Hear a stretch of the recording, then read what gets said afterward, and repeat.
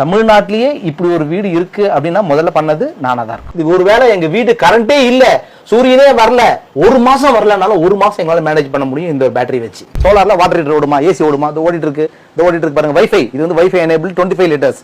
இது எங்க இருந்தாலும் நம்ம கண்ட்ரோல் பண்ணிக்கலாம், டெம்பரேச்சர் கண்ட்ரோல் பண்ணலாம், எல்லாமே மானிட்டர் பண்ணிக்க முடியும், எவ்வளவு சேவிங் பண்ணணும் எல்லாம் பண்ணிக்க முடியும்.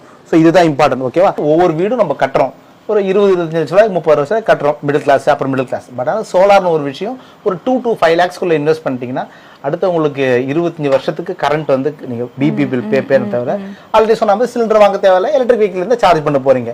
இதுக்கான செட்டப் நான் போட்டுறது பார்த்தீங்கன்னா வந்து ஆன் கிரிட்னு சொல்லுவோம். ஆன் கிரிட் சோலார்னா பகல் ஃபுல்லா ஜென்ரேட் ஆகக்கூடிய அந்த சூரிய மின்சாரத்தை டிஎன்இ நம்ம தமிழ்நாடு கவர்மெண்ட் கொடுத்துட்டு நைட்டு இல்ல அந்த ஒரு வருஷத்துக்குள்ள எப்ப வேணா அதை கழிச்சுக்கலாம்.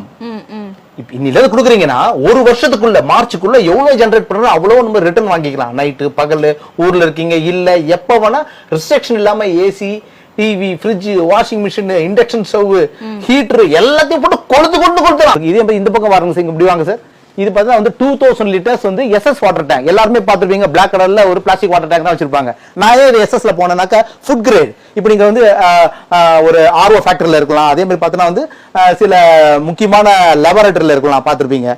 ஸோ இண்டஸ்ட்ரியல் செக்மெண்ட்ல இருக்க இந்த மாதிரி வச்சிருப்பாங்க. நம்ம வீடு வந்து தற்சார்பு மாறுறது முக்கியமான ரீசன்.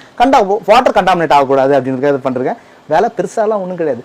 கூட ஒரு 8000-10,000 போட்டீங்கன்னா எஸ்எஸ்ல வாங்கிட்டு போயிட்டே இருக்கலாம். வீட்டுல ஆள் இருக்கும் இல்ல என்ன இப்படி வந்தீங்கன்னு வைங்களே, டாடி அதங்க ரெடி ஆயிட்டு வைரே come here show me my call drip irrigation காட்டுங்க.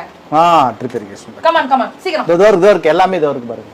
இதுலயே வந்து ஆட்டோமேட்டிக்கா வந்து ட்ரிப் இரிகேஷன் பண்ணிட்டோம். மார்னிங் ஆனா ஆட்டோமேட்டிக்கா வந்து 8:30க்கு ஆன் பண்ணி 3 மினிட்ஸ்ல ட்ரிப் முடிஞ்சிடும். திருப்பி ஈவினிங் 4 o'clock ஆன் பண்ணி 4:04 முடிஞ்சிடும். சோ நாங்க ஊர்ல இருந்தாலும் இல்லாட்டாலும் தண்ணி வந்து ஆட்டோமேட்டிக்கா எல்லாமே இது இல்லாம மொபைல் மூலமா ஆப் இருக்கு. இந்த மொபைல் மூலமா நம்ம எப்ப வேணா ஆன் பண்ணிக்கலாம், எதை வேணா நம்ம ஆஃப் பண்ணிக்க முடியும், ஆன் பண்ணிக்க முடியும்.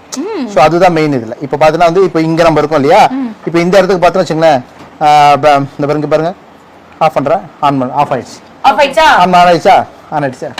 இது மாதிரி எல்லாமே வீடு ஃபுல்லா ஹோம் ஆட்டோமேஷன். இது எங்களோட டெரஸ் செட்டப். எஸ் ஆமா, டெரஸ் கார்டன் வச்சிருக்கோம்.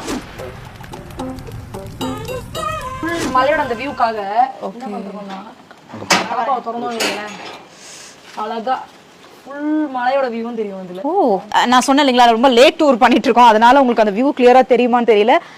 அகிலா அம்மா சொன்னாங்க இல்லைங்களா, சுத்தி ஒரு கோயில் சாமி இருக்கிறதுனால அது ரொம்ப அழகா இருக்கு. எஸ், மலை தான் வந்து சாமி. பியூட்டிஃபுல். இந்த ஊரை பொறுத்த வரைக்கும் அதனால மலை தான் சாமி.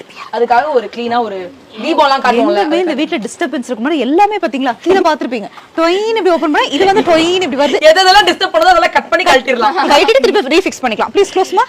எதக்கா இது அம்மா இதுமா ஓகேக்கா.